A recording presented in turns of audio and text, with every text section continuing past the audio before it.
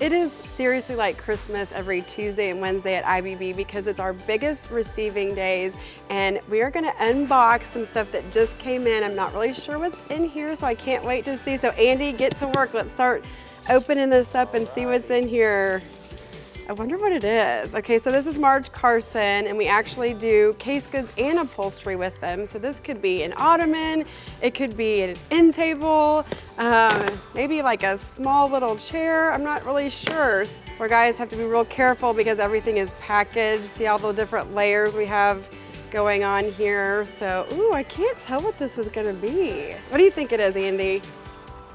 End table, okay. Look at that finish, that's really pretty. So it's got wood. Ooh, it looks like maybe some metal legs. Okay, so this is a nice scale end table, would work at the end of a sofa. You could even use it in the guest bedroom, maybe as a nightstand if you don't need storage. I love that, mixing it up. You could do a round end table on one side and a nightstand on the other.